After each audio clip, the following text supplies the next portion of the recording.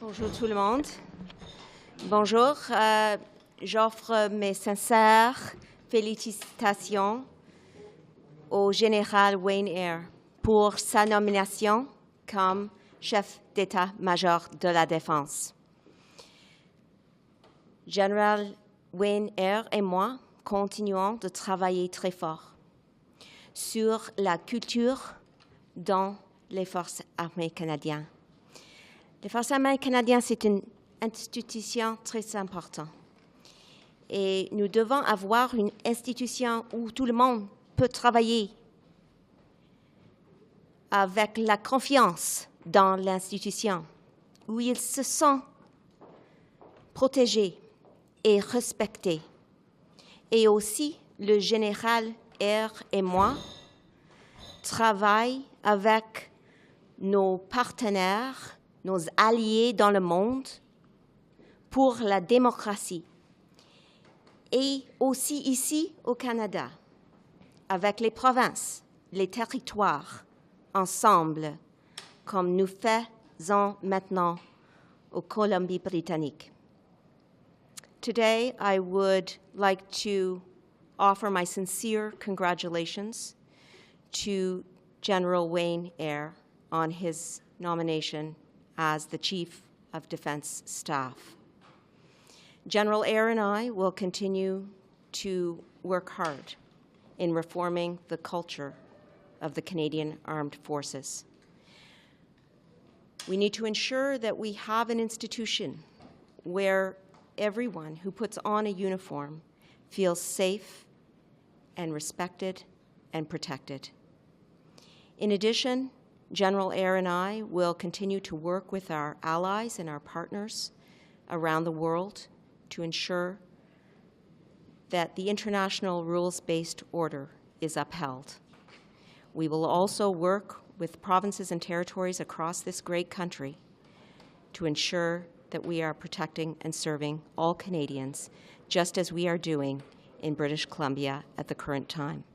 Maintenant, je peux répondre à vos questions. Can you tell us if Admiral Art McDonald has been fired by the government or whether he's resigned? Today, the Governor General has signed an order terminating Admiral McDonald in this position. The Chief of Defense Staff is Wayne Eyre, and I look forward to working with him. And what of Mr. McDonald? What is his fate, his career right now? He is no longer Chief of the Defense Staff On leave. On leave. Fairly was treated in this process because there was no finding of wrongdoing against him. The letter that Admiral McDonald wrote was shocking. It was unacceptable, and I look forward to working with Wayne Eyre in that position. Vous avez parlé de travailler avec les alliés internationaux pour faire respecter la règle de droit. Est-ce que ça veut dire que vous allez envoyer d'autres troupes, des troupes supplémentaires en Ukraine? Maintenant, nous travaillons très fort avec nos partenaires, nos alliés, et ça, c'est la chose la plus importante. Nous avons des gens là dans l'Ukraine maintenant, mais ça, c'est une conversation que nous allons avoir avec nos alliés, nos partenaires. Plus clairement, il y avait la manchette dans le Globe qui disait que vous allez envoyer davantage de forces. Est-ce que vous pouvez confirmer ou infirmer? Non, je ne peux pas le faire. Mr. Anand, did you recommend General Eyre be promoted permanent CDS to the Prime Minister, and if so, why? You've had the opportunity now to work with him for a month. I have had numerous conversations with General Eyre about my top priority, which is reforming the culture in the Canadian Armed Forces. I have also visited numerous bases with him and spoken with members of the Canadian Armed Forces. And I expressed the importance of this to him and discussed this, of course, with the Prime Minister, who shares my concerns about the Canadian Armed Forces. And I look forward to working very hard with General Eyre on this most important priority, not just for the Canadian Armed Forces, but for the Canadian population at large. So two parts on the Admiral. Are you expecting or facing a lawsuit from him, and what precisely did he do wrong? We need to know for the Canadian public what it takes to remove a chief of defense staff in this country? What did he do precisely wrong this- because he wasn't charged by the MPs? This is an appointment, an at-pleasure appointment that the Prime Minister makes, and I am very much looking forward to working with the appointment that the Prime Minister has made, being General Wayne Eyre. And that's all I have to say. Thank you. On the lawsuit, are you facing a lawsuit, Minister? Come now, you're a lawyer. Well, unfortunately, we're still debating whether or not the sky is blue or whether or not plants grow in soil. This is a matter of, I think, basic science. Here on the parliamentary precinct, one would expect that we all are vaccinated. At this point, we don't know how many Conservatives are unvaccinated. We don't know their status. We won't be told. We know that somebody was in contact last week, or that Conservative caucus had a meeting, that there was somebody who tested positive for COVID-19. We don't know that if individuals exposed to that person were unvaccinated and whether or not they're in this chamber.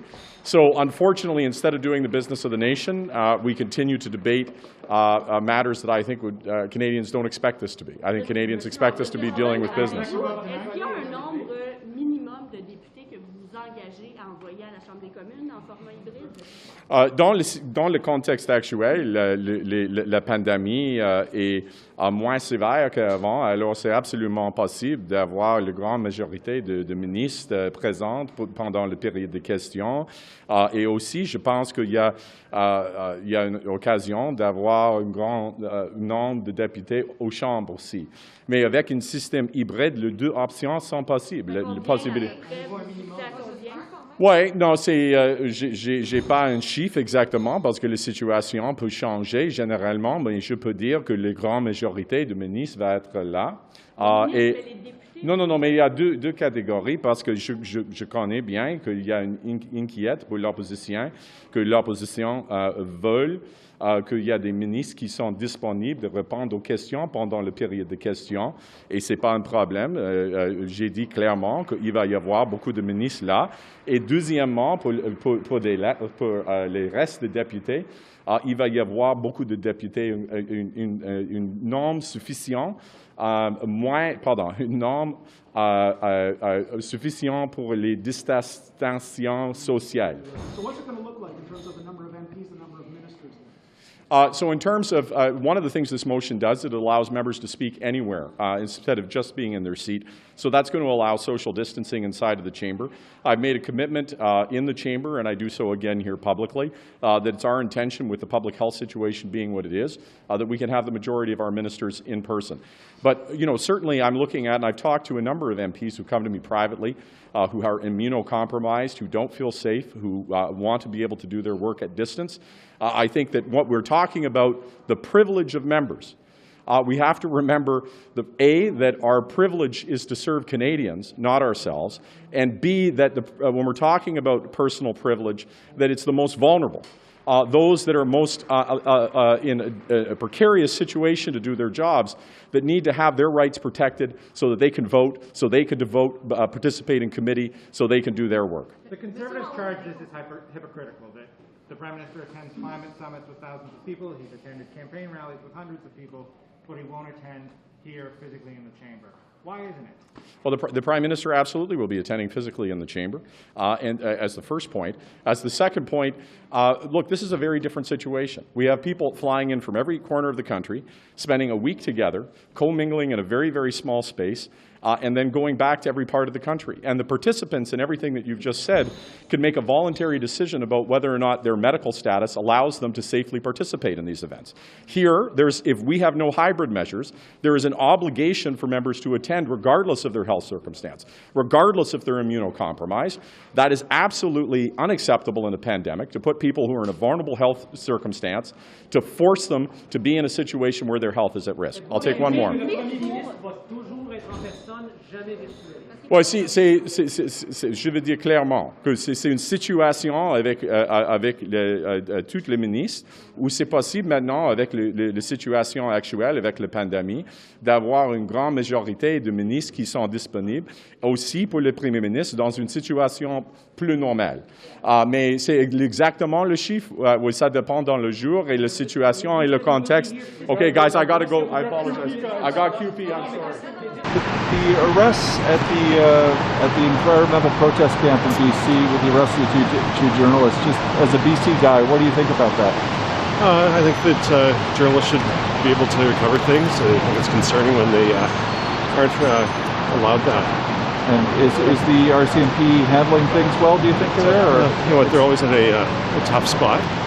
Yeah, that's kind of where it is. Okay, thanks. Have a nice day. How you doing? I'm fine. Yeah? Good. Good to see you. Feeling good? Energy is good. That's good to hear. Working every day. Campaign was taxing, but rewarding. Yeah. I feel fun. That's great. How about you? Is that your first time back in Ottawa since the election, is it? Sunday night was the first time I'd been back in Ottawa for a very long time. Oh, wow. Yeah.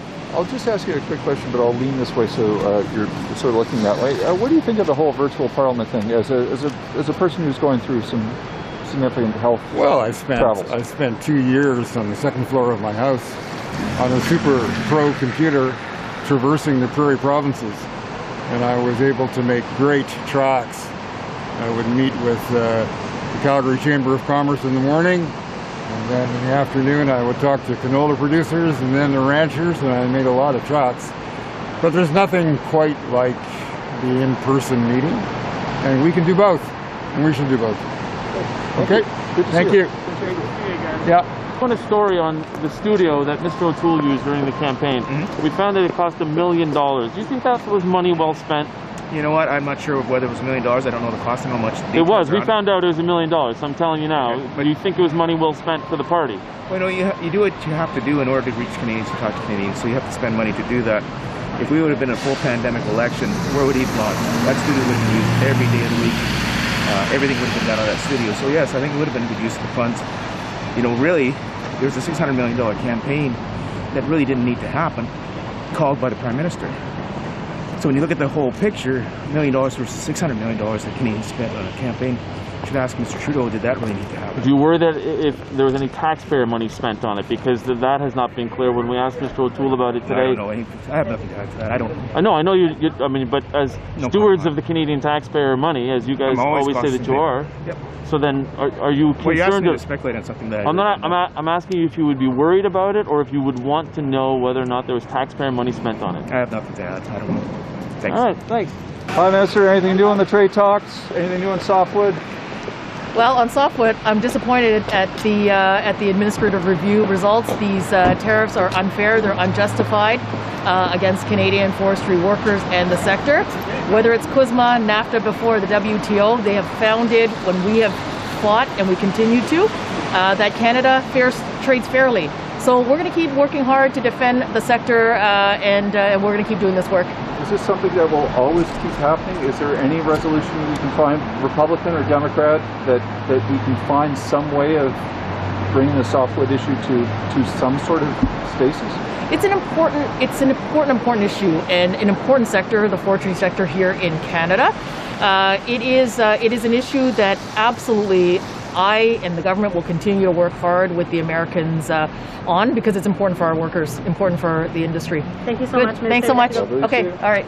The Wet'suwet'en journalists the journalists arrest in the Wet'suwet'en business with the RCMP. Do you think the RCMP is trying to turn down things, or are they heating things up by arresting journalists like that? Well, as I said yesterday, I mean, violence is never a good solution to a conflict, and so as we've said all along, we'll be there. If there needs to be a facilitated dialogue, the Government of Canada stands ready to do that. We haven't had a request to my knowledge, certainly not to my office, to help with those conversations, but that's the way forward, is through dialogue, peaceful, constructive solutions. Is there a way to bring the elected and the hereditary chiefs together, or are they just so diametrically opposed? Well, that's a question for the chiefs, isn't it? I don't know those dynamics. Those are really relationships between and amongst those communities. And it is a good and important question to talk about how those relationships are formed. Thank you very much. Thank you for stopping. Good to see you. Coal plant. Guilbeault says that it can't run past 2030. What do you think, Mr. LeBlanc? Should Belledune keep burning coal past 2030? We've been very clear with the government of New Brunswick that 2030 was a hard stop date. I've had that conversation with Premier Higgs and Premier Houston as recently as a few weeks ago, so there's absolutely no surprise there whatsoever. Il n'y a pas de mise à jour pour l'instant. Évidemment, je suis en contact direct avec le ministre Rankin et on est prêt à rencontrer, que ce soit les chefs héréditaires ou les conseils élus. Mais là, évidemment, vu la gravité de la situation et puis les événements qui seront déroulés, il va falloir un certain temps avant que les gens veulent bien s'engager. Mais on reste prêt à entamer les discussions dès que ça conviendra aux parties concernées. What did you think of that video? What did you think of the video of the RCMP raiding the camp? I've seen a lot of videos over the last 2 weeks, so you'll have to be a little clearer on which one. What about the RCMP going into the camp, the Wet'suwet'en camp, taking the protesters away? Well, look, no one likes to see those types of scenes, and whether you believe in civil injunctions or not, they are a fixture of this country and our legal system. Clearly, the path forward is not through the use of force, it's through dialogue. And we are particularly sensitive to this situation given that it is interactions between the forces of the law and Indigenous peoples. It is particularly concerning to me at times when I see these things, because we know that the path forward to any discussion, and I know it is a particularly heated one in this circumstances with a number of very strongly held opinions, is through dialogue and discussions, and it's why I responded to Christian in the way I did, is that Murray Rankin and I stand ready to engage with chiefs, hereditary chiefs, elected chiefs in the Wet'suwet'en territory, and it's something that we're prepared to do on a moment's notice. It's just we have to let some time. As I've mentioned previously, I was in discussions with Chief Wass up to the morning of when the enforcement actions took place. I have not had a direct discussions with him since then, but he knows from previous interactions with me that the door is open, and again, it's work that we do have to do in conjunction with representatives from the BC government. Il y a presque 2 ans, la situation a dégénéré. Ça a commencé comme ça commence maintenant. Quelle est votre inquiétude à ce moment-là? Mais j'ai une grande inquiétude. Les gens ont vu les mêmes vidéos que moi. Il y a toujours ce risque de mouvement de solidarité envers le peuple wet'suwet'en, de prise de décision difficile, puis les gens qui se mettent dans une position très fâcheuse et parfois en situation d'illégalité. Mais pour régler ces choses-là et pour s'assurer que cette paix perdure, il faut avoir cette ouverture et en fait pour tous les Canadiens une certaine patience. Et donc, je demande la patience à tout le monde, je l'implore, mais ça passe pas par des prises de position polarisées, mais vraiment bien par la discussion. Et puis, c'est la façon dont on a pu résoudre la situation la dernière fois. Mais pourquoi on n'arrête pas ça, la GRC, M. Miller? Pardon? Pourquoi on n'arrête pas ça, la GRC? J'ai pas entendu ce que vous dites. Pourquoi on n'arrête pas tout simplement ça, d'amener la GRC, déloger les peuples autochtones, si vous dites que ça passe par la discussion? Pourquoi ne pas vous avez dit déloger?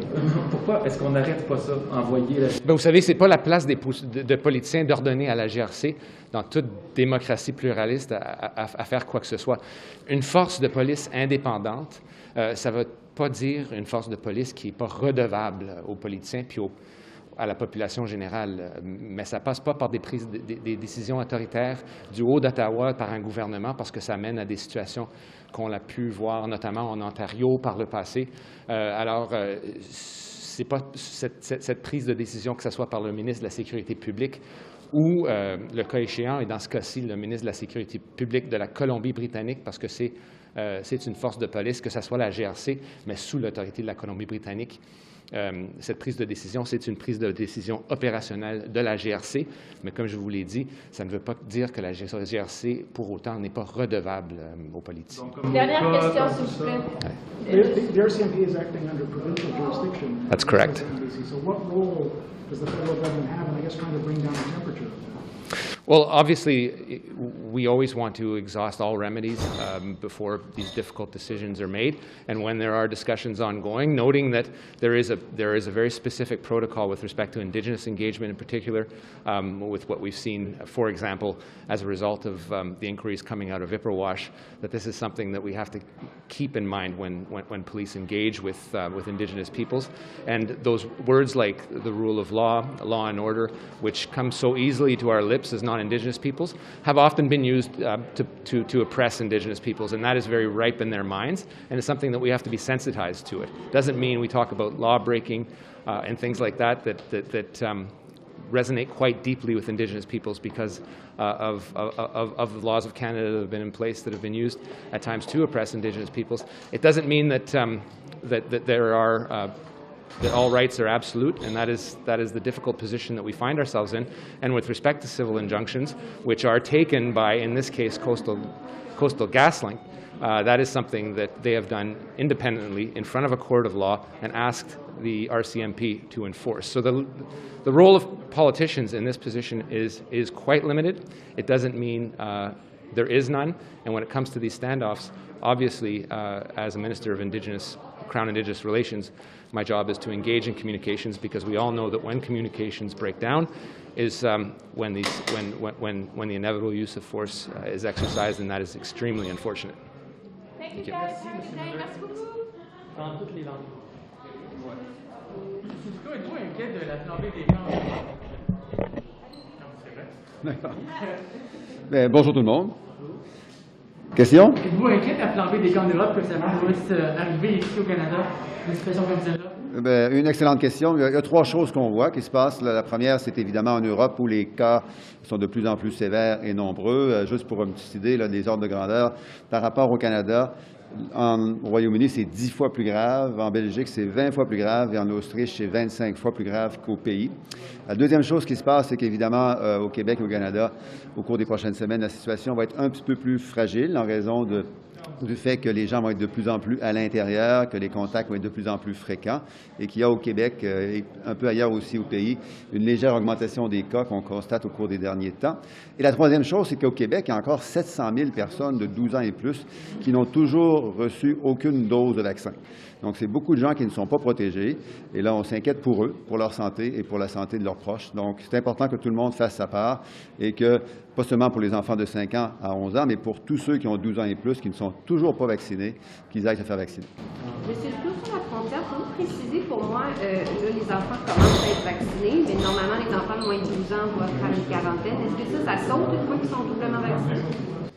La consigne est toujours la même pour l'instant, c'est-à-dire que les enfants n'ont pas encore été vaccinés 2 fois et il n'y a pas eu 2 semaines après la deuxième dose, donc rien ne change par rapport aux règles de vaccination, de testage et de quarantaine. Est-ce que ça va changer une fois qu'on va être doublement vacciné? On peut présumer que ça va tomber? Tout à fait. Une fois que la situation va évoluer, il va y avoir des ajustements aux règles.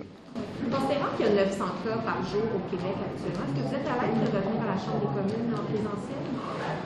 Bien, il faut être extrêmement prudent. On est tous doublement vaccinés, sauf possiblement un certain nombre de députés conservateurs dont on ne connaît pas encore le nombre. Et on fait attention, on suit les mesures de santé publique. Et la règle qu'on veut adopter aujourd'hui, celle de pouvoir faire certaines choses à distance, bien, va nous aider à nous protéger et à protéger ceux qui travaillent avec nous. Mais vous, en particulier, est-ce que vous allez être là en personne? Parce que M. Arlen nous dit que les ministres vont être là en personne. Moi, je vais être là, certainement le plus possible en personne pour faire preuve de la plus grande redevabilité possible. Comme je suis ministre, on s'attend à ce que je sois régulièrement en Chambre.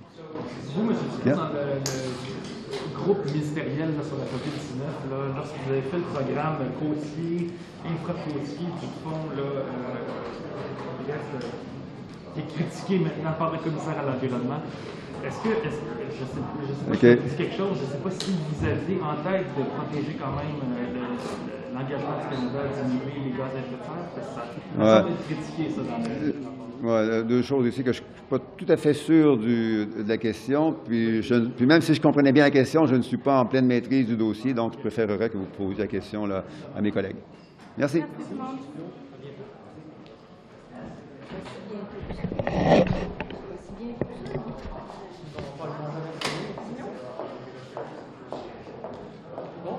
Bonjour. Bonjour tout le monde.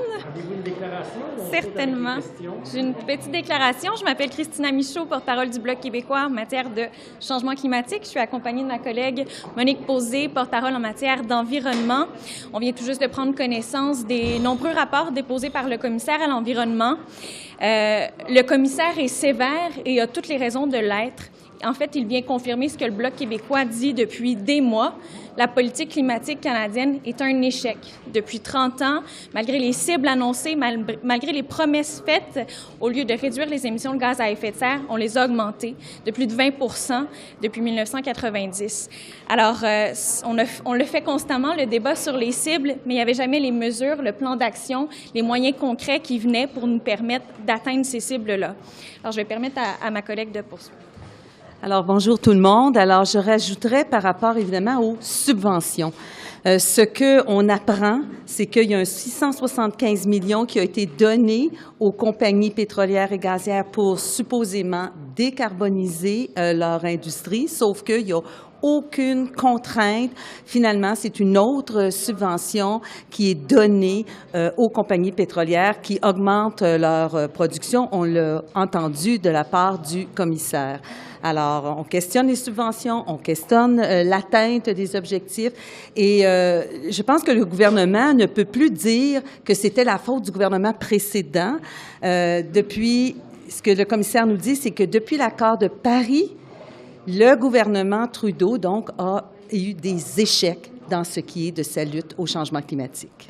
C'est des échecs qui sont attribués notamment à l'histoire du Fonds de réduction des gaz à effet de serre qui a servi à financer le secteur pétrolier. Qu'est-ce que vous avez à dire à ce sujet-là, M. Guilbeault, notamment, qui doit maintenant le revenir? Oui, bien, M. Guilbeault a beaucoup de travail devant lui. Je pense effectivement, c'est que on voit que l'industrie pétrolière, elle est financée de toutes sortes de façons. Par le fonds que vous venez de mentionner, par Exportation et Développement Canada, par des crédits d'impôt. Je veux dire, c'est incroyable et on apprenait pendant la COP26 que le gouvernement du Canada est probablement celui qui subventionne le plus les industries pétrolières et gazières. Alors, il y a tout un travail à faire de ce côté-là. Est-ce que c'est su sur l'international de Admiral, je sais que vous êtes allé à la COP26, est-ce qu'on en parlait du Canada, la piètre performance parmi les... Bien, surprenamment, comme aux conférences précédentes, le Canada arrive en se bombant le torse en disant qu'il est un leader dans la lutte au changement climatique, mais ce qu'on apprend aujourd'hui, c'est que c'est tout à fait le contraire. Et ce qui nous inquiète, on a eu l'occasion d'en parler hier pendant le débat d'urgence sur les inondations en Colombie-Britannique, c'est ce qu'on va faire dans l'avenir pour prévenir les effets des changements climatiques et le fait qu'on, malgré tout ce constat, on va continuer de financer les industries les plus polluantes qui font en sorte que nos émissions de gaz à effet de serre continuent d'augmenter. Alors, on se questionne sur ces subventions camouflées, de continuer de permettre aux pollueurs de polluer plutôt que d'investir dans des solutions pour l'avenir. Alors, c'est plutôt ça qui nous inquiète. Et ça se discutait à la COP26, bien entendu, mais les annonces que le ministre a faites ont peut-être détourné l'attention. Question aussi de dépolariser la question. Comment on fait ça quand on a des provinces comme le Québec qui ont aussi l'intérêt, puis qu'ailleurs, Saskatchewan et Alberta, c'est complètement différent? Oui. Alors, sur la question de, justement, dépolariser, je pense que la Grande-Bretagne a été capable de travailler là-dessus en mettant un comité d'experts, mais complètement indépendant. Alors, il y a le Climate Change Committee en Angleterre, il y en a un également en France, où ce sont des comités complètement indépendants. Nous, quand on a fait nos amendements au projet sur la carboneutralité, le projet de loi C-12, je veux dire, on demandait justement que ce comité-là soit indépendant. Or, il ne l'est pas. On demandait qu'il y ait des scientifiques, puis qu'il y ait des gens qui proviennent du secteur de la santé également, qui soient sur le comité. Tous nos amendements ont été battus par l'alliance entre les libéraux et le nouveau Parti démocratique. Alors, on va revenir là-dessus en demandant que la gouvernance climatique au Canada, elle soit claire et qu'elle soit indépendante. Merci. Merci, messieurs.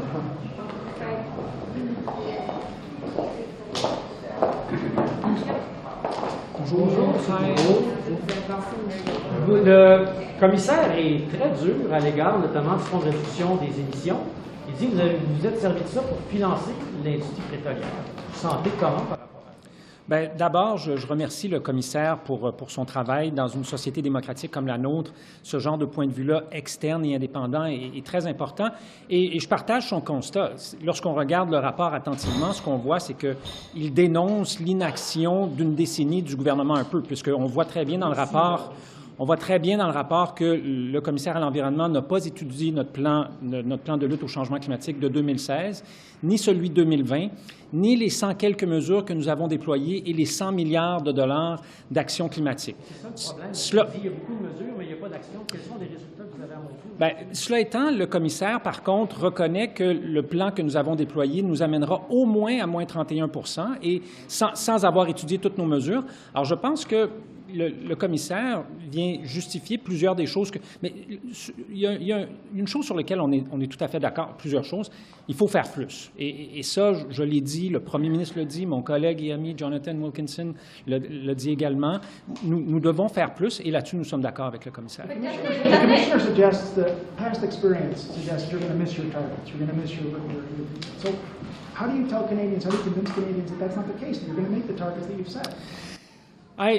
As many of you know, I've been doing this environmental work for a very long time, and we've been very good at Canada at having debates about targets.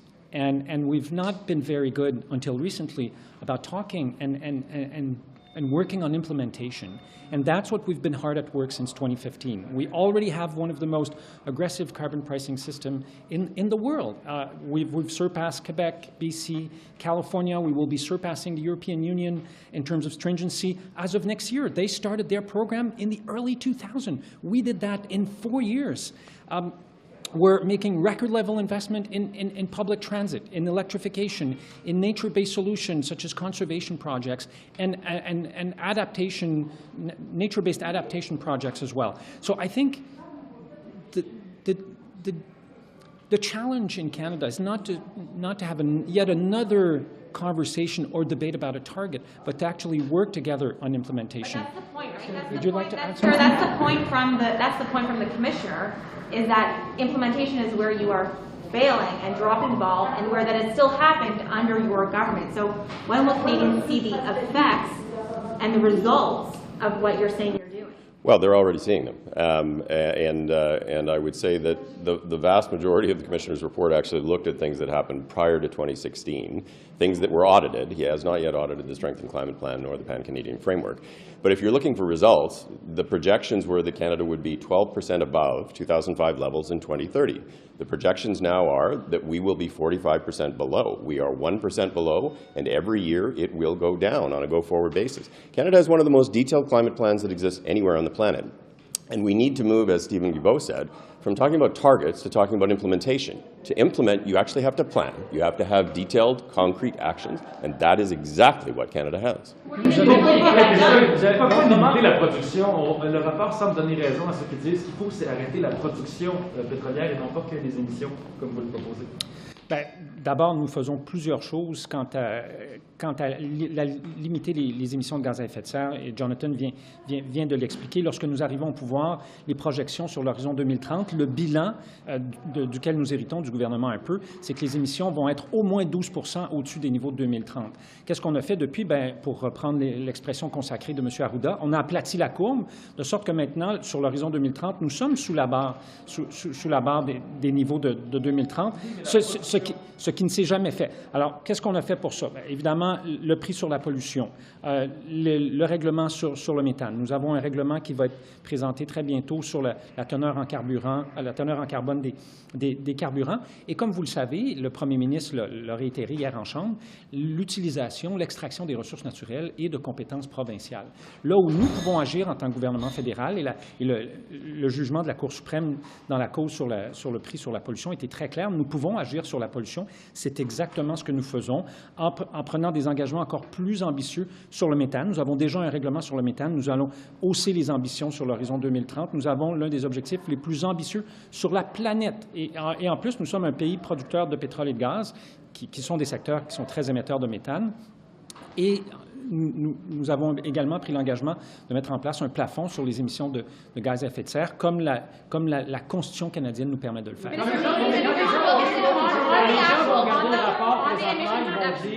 On the emissions reduction program, which shows from the Environment Commissioner that you don't know, or you could actually be increasing emissions with that program. How will you be changing that program and when? So I agree with the Commissioner in the sense that if you were doing that program as an ongoing standalone program that you were setting up, you would actually structure it differently.